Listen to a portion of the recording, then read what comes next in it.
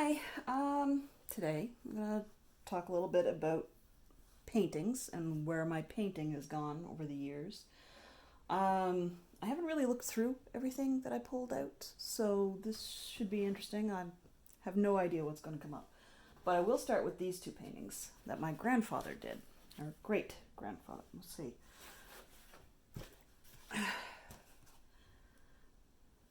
John King Chisholm Graham. That would be my great grandfather. So that's my mother's father's father. He did both of these paintings. And these are the only two of his that I have. So this is the view from near his home up top the hill where he lived, where most of my family still lives on my mother's side. And this was in 1955. And if you look really closely, you'll see he was very fine detail in the trees and the flowers. But the painting's a bit weathered now. It's been in a frame and taken out of the frame, and it's a little bit damaged along the edges from that. I have no idea if he's ever sealed this for protection, but it really doesn't look like it. And he always used just whatever he happened to have. There's a lot of bristles from the paintbrush actually stuck inside the paint, which I find awesome. I love looking at some of his old pictures. My mom's got a few of them too. Fog Across the Hills of Home. That's what he's named this one. There's the hills. And he also did this one, which I love. It's got, you don't think you can see it on the screen there, but there's details. He's got some trees in here. I can't really tell. Yeah, you should be able to see at least that one tree. There's some details in there too. When did he do this one? I don't see a year on this one.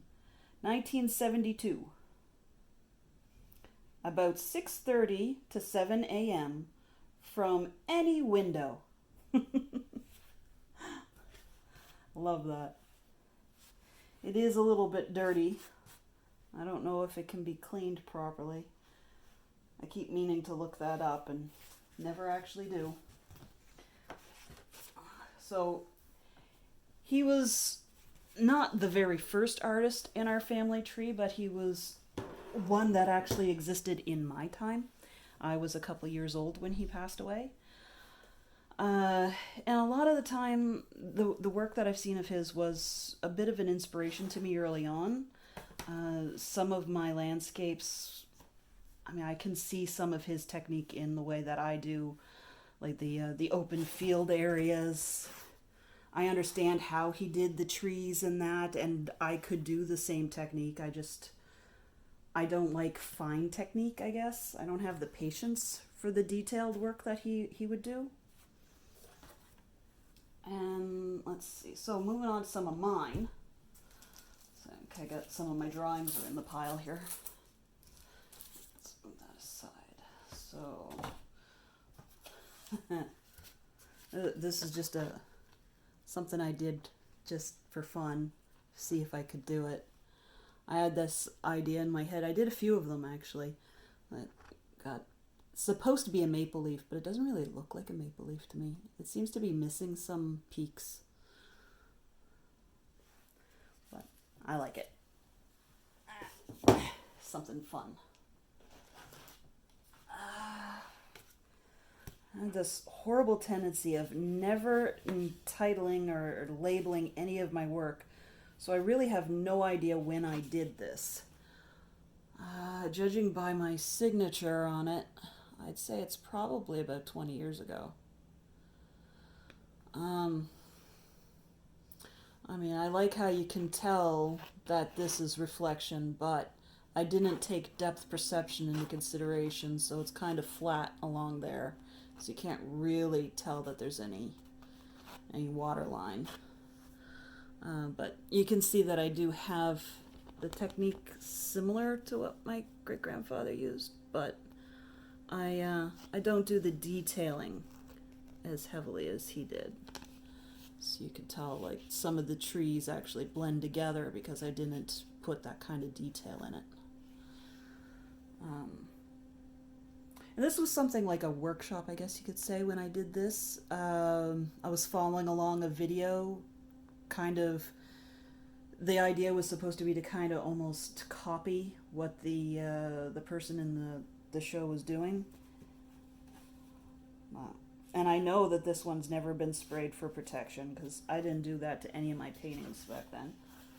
Actually, I don't think I've ever sprayed any of my paintings. So, and here's another one that is just as old.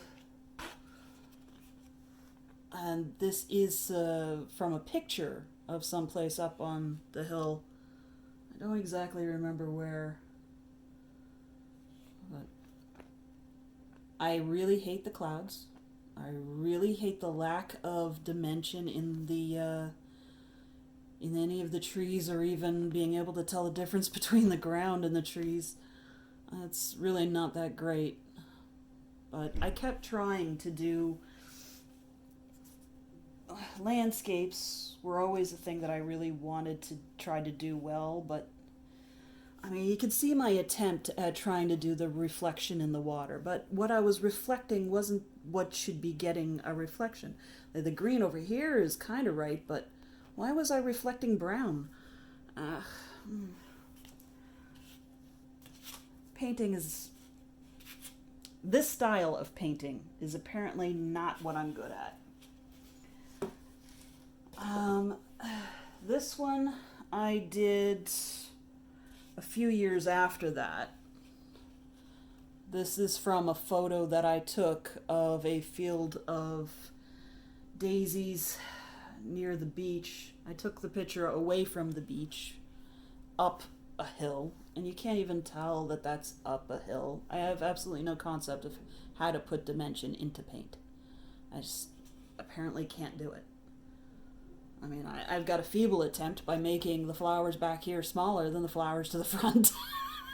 But it still just looks like a big flat field. You can't tell that that's being taken up a hill. Like, there should be some sense of depth that I'm looking from, like, level down on the ground and looking upwards, up the side of a hill, but it doesn't look that way at all. So... Again, not particularly good. This one I might actually have wrote on. Only my name. Okay, well, that was a start. What year would that have been? This one I might actually know the year of, because I did it when I was in university. This one's actually oil, whereas the other ones I showed you were acrylic. Let me think. Somewhere's in around 2005.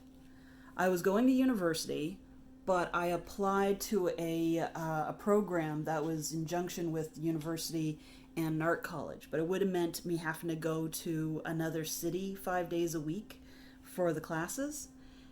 I got accepted based on the work. So, I mean, this is definitely better in depth and dimension than some of my previous ones.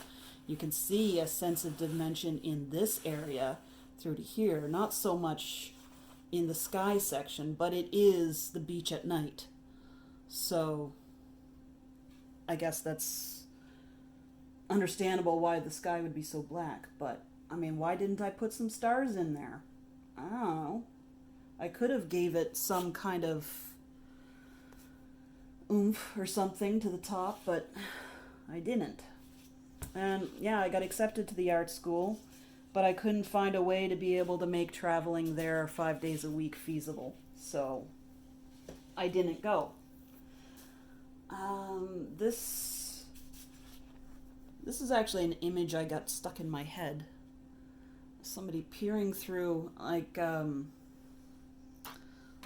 hole in a fence or a door or a gate. I've done this several times. I've done this image, with paints. I've done it in pastel once, although I threw that one away because it was so bad.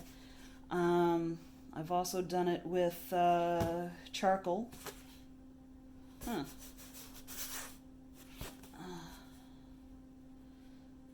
This is in oil.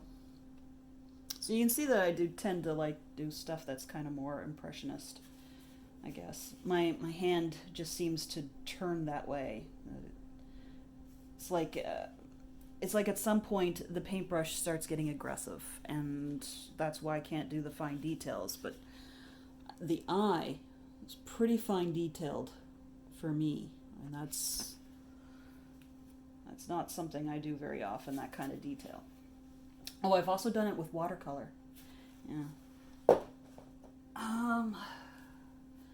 And there's my absolute favorite, the one that I did the best with. This is oil, and it's big. I lost control of depth on the shoulder. It's the only part of the painting that bothers me. The rest of it, I'm quite happy with how I did. I learned a lot about how to apply paint to get a particular look. And if you look at the eyes, I think I did awesome on the eyes. I think I did really well on that. I also lost a little bit of the depth back here, but it's not as bad as this shoulder. This shoulder, it just looks so flat to me. I tried, and you can see where I got some coloring variation and gradient going on there, but it's just not sufficient for it. I should have put some kind of a pattern in the white fur to create a little bit of a better depth, but